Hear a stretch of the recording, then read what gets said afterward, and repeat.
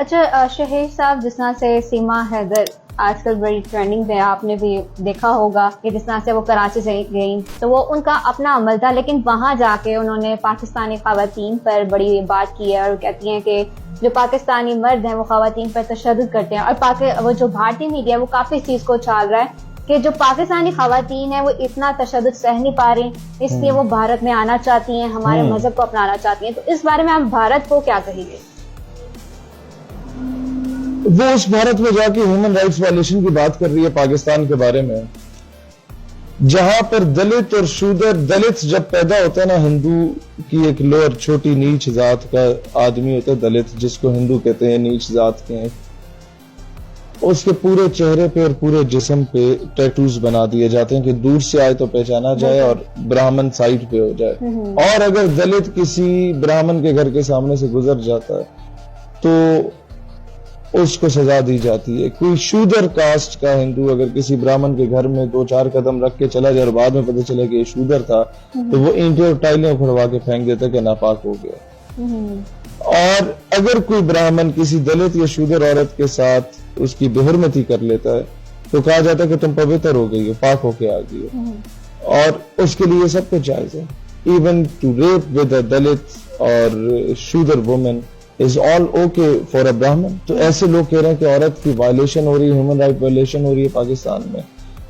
میں یہ کہتا ہوں سیما حیدر ایک فرضی کردار ہے کسی بھی اعتبار سے. سب سے پہلے تو انڈیا کو چاہیے کہ اپنی فوج کو لائن میں کھڑا کر کے گولی مار دے ساروں کو کہ الو کے پٹ ہو. ایک پاکستان سے عورت تمہارے ملک میں داخل ہو جاتی ہے، ساتھ 3-4 بچے بھی لے کے آ جاتی ہے اور تمہیں پتہ ہی نہیں چلتا کہ وہ آئی کیسے، اور تو ایئرپورٹ آتی ہے. تو اس کا مطلب ہے کہ انڈیا کی سیکیورٹی جو ہے نا وہ کسی کھاتے میں نہیں ہے. انڈیا کا جو ایٹامک پاور اس کے پاس ہے وہ that is not in the safe hands. International community should stood up اور وہ اس کے اگینسٹ اس سے وہ گریب کر لے کہ بھائی آپ کے یہ کسی قابل نہیں ہے، کل کو آپ کے نیا کٹا کھول کے بیٹھے ہوئیں گے. یہی آپ کے ہریانے میں بجا ہوا ہوگا، یہی کسی وہ رام مندر میں بجا ہوا ہوگا آپ کا ایٹم بم، اور پھر آپ الزام کسی اور پہ لگا رہے ہوں گے.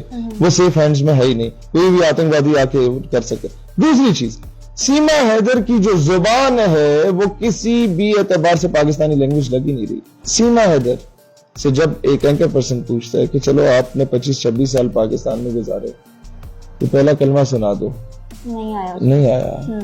قل هو اللہ احد سنا دو. وہ صورت ہے جو 3 سال کے بچوں کو بھی آتی ہے، نہیں آتی اسے. اچھا نمازیں کون سی؟ فجر ہے اور عصر ہے یا مغرب ہے، اس طرح کے کچھ ہے. اچھا اب یہ وہ والا، اس سے زیادہ تو کام ہندو کو اسلام کے بارے میں پتا ہوتا ہے. اس کا کلاس فیلو مسلمان ہوتا ہے، وہ کاروبار مسلمان کے ساتھ کرتا ہے، وہ شام کو کرکٹ مسلمان کے ساتھ کھیلتا ہے، تو اس کو پتا ہوتا ہے نمازیں کتنی. اذان ہو جاتی ہے، انڈیا کے ہر محلے میں یہ اذان ہوتی ہے. وہ کہتے ہیں کہ جناب اچھا فجر کی ہوگی ہے، یہ عشاء کی ہوگی ہے، یہ ظہر کی ہے، یہ عصر کی ہے، مغرب کی ہے. اسے کچھ نہیں پتا تھا. یہ ایک فرضی کہانی گڑی. اور یہ وہ لوگ ہیں انڈینز کو تو میں جانتا ہوں نا، مجھے پاکستان کا میڈیا نہیں دکھاتا، اور انڈین میڈیا تو 4 دن روتا رہتا ہے. میں نے صرف ایک کام کیا، ارشدیپ سنگھ سے کیچ ڈراپ ہو گیا پاکستان کے مقابلے میں، اور وہ کیچ ڈراپ کرنے کی وجہ سے انڈیا ہار گیا. میچ جیسے جیتے تو ویڈیو بن رہی تھی اور میں نے کیمرے میں ویسے بول دیا، او یار یہ ارشدیپ ساڈا اپنا منڈا ہے، انشاءاللہ خالصتانی ہے. آپ مانیں گی پاکستان کے 25 کروڑ عوام نے اس پہ کہا دفاع کرو، پتہ نہیں کیا اس نے بات کی. کسی کی صحت پہ فرق نہیں پڑا. انڈین میڈیا 4 دن روتا رہا کہ ISI کا ایجنٹ ہے اور اس نے یہ کر دیا اور ارشدیپ سنگھ کو خالصتانی بتا دیا اور یہ ہو گیا. اور انڈیا اتنا بے وقوف ہے کہ خالصتان تحریک کو دوبارہ زندہ کر دیا انڈیا نے. وہ سکھوں کو یاد ہے کہ اچھا ہاں ہم تو خالصتانی، ہم ہندوستانی نہیں ہیں، ہم علیحدگی چاہتے ہیں.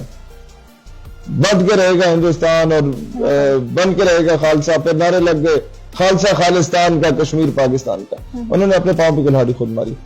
وہ انڈیا جہاں کے 40 کروڑ عوام آج بھی فٹ پاتھ پہ رہتے ہیں اور وہاں پر رہنے کا بھی وہ غریب ٹیکس دیتے ہیں.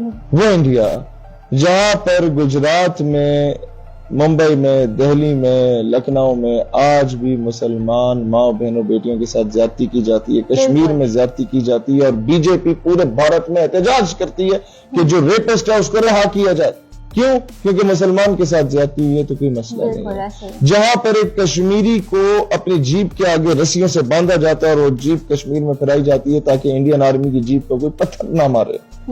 جہاں پر کشمیر کو جب قانونی طور پہ انڈیا کہتا ہے کہ اب ہم اس پہ قابض ہو گئے تو پورے بھارت کے ہندوستانی جو ہندو ہیں وہ ویڈیوز بنا کے کہتے ہیں کہ جناب کشمیری عورتیں بچ جاؤ ہم لوگ آ رہے ہیں.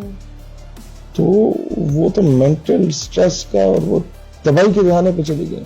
وہ جسم پہ بم باندھ کے خودکشی نہ کرے کیا کرے. انڈیا میں ممبئی میں لکھنؤ میں دہلی میں کرناٹک میں آج بھی جب پاکستان انڈیا سے میچ جیتتا ہے تو رات کو 2:30 سے 3 بجے کے درمیان مسلمان بچے بازاروں میں پٹاخے چھڑاتے ہیں اور بھاگ جاتے ہیں خوشی سے کہ ہم جیت گئے.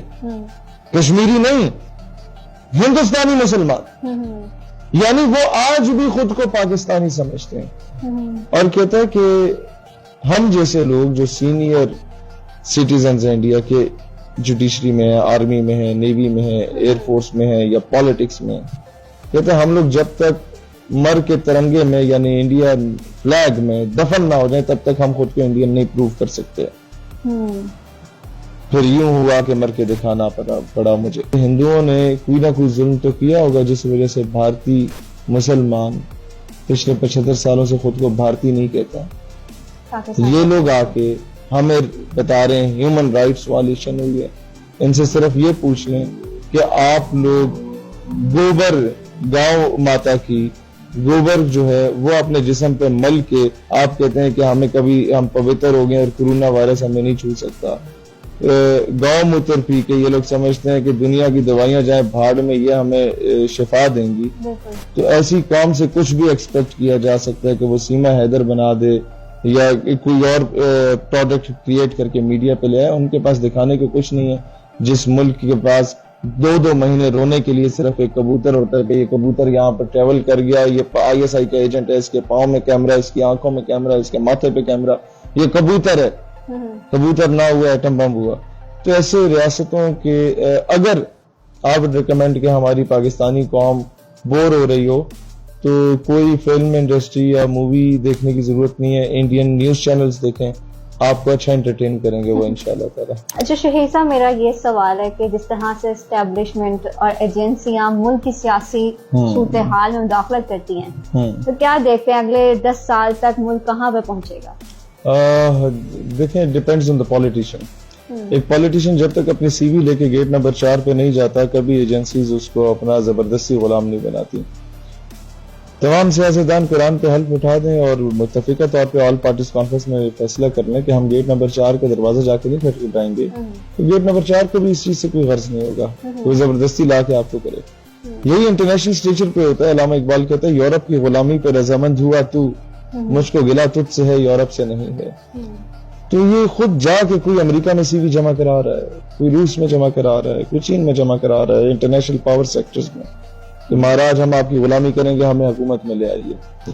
ایون ہمارے ایک بہت بڑے عالم دین جو ہیں انہوں نے بھی امریکہ کے آگے ریکویسٹ کی تھی کسی دور میں اور یہ بات بہت زیادہ وائرل ہوئی تھی.